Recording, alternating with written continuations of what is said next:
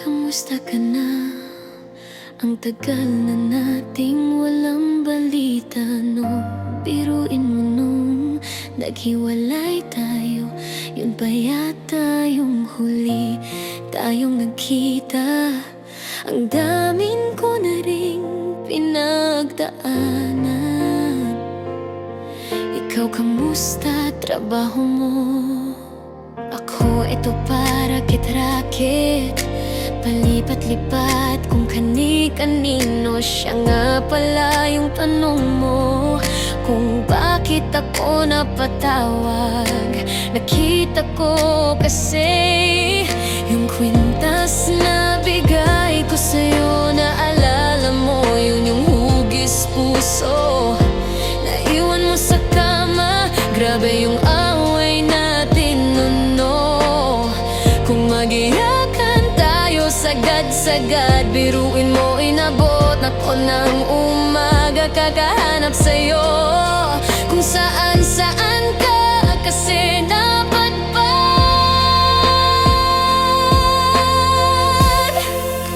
Huwag kang mag-alala, makakalimutan din kita. Kung kaya't sakaling di na maibalik ang isang bagay na walang kapalit, pilitin mo man na gustuhin, sadyang di na para sa'tin.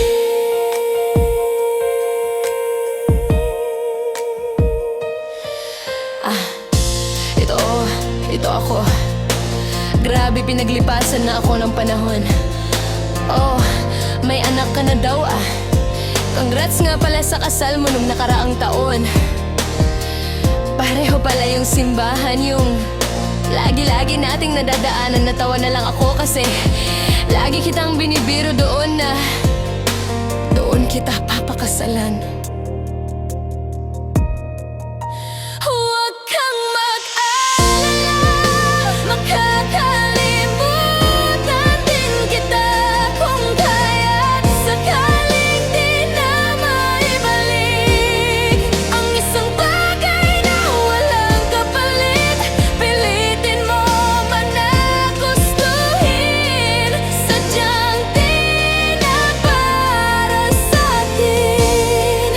Hanggang may alaalang nagkukubli at may luha sa likod ng ngiti. Sanayin mo mang hindi pansinin, nagpapaalam sa'tin.